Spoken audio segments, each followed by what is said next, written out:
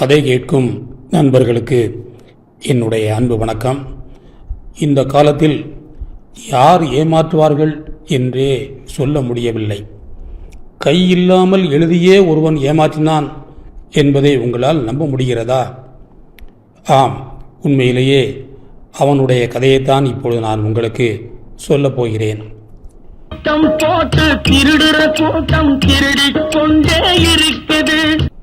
ஒரு பெரிய நகைக்கடை முன்பு விலை உயர்ந்த ஒரு சொகுசு கார் வந்து நின்றது. அந்த காரில் இருந்து மிக நாகரிகமாக உடை அணிந்திருந்த ஒருவன் இறங்கினான்.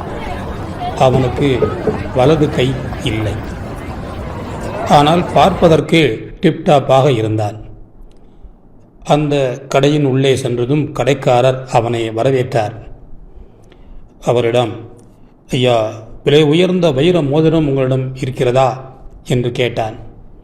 நிறையா இருக்க, வாங்க என்று சொல்லி பல வைர மோதிரங்களை அவனுக்கு காட்டினார் கடைக்காரர். சுமார் 5 லட்சம் ரூபாய் விலை உள்ள ஒரு வைர மோதிரத்தை அவன் தேர்ந்தெடுத்தான். இந்த மோதிரம் எனக்கு மிகவும் பிடித்திருக்கிறது, இதை நான் வாங்கிக் கொள்கிறேன். ஆனால் வீட்டிலிருந்து பணம் எடுத்து வர மறந்துவிட்டேன்.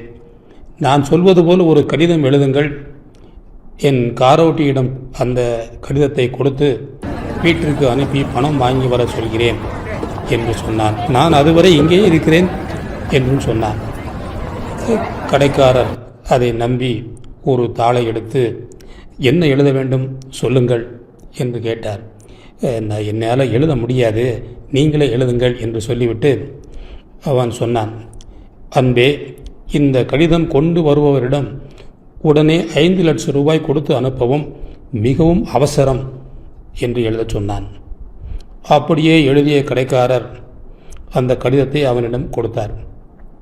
தன்னுடைய கார் டிரைவரை அழைத்து அந்த தாளை கொடுத்து, நீ போய் வீட்டில் போய் பணத்தை வாங்கிட்டு வா என்று சொன்னான்.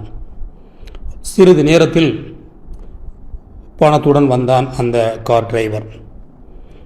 இவனும் பணத்தை கடைக்காரரிடம் கொடுத்துவிட்டு வைர மோதிரத்தை வாங்கி கொண்டு சென்று விட்டான்.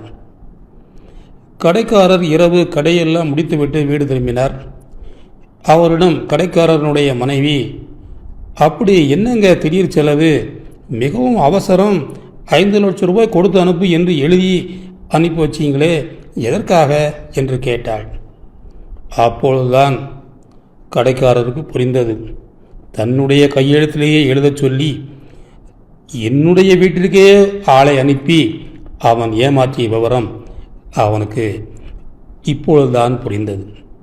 இப்படியும் சிலர் ஏமாற்றுவார்கள். நாம் ஜாக்கிரதையாக இருக்க வேண்டும். யாரைத்தான் நம்புவது என்று இந்த காலத்தில் தெரியவே இல்லை.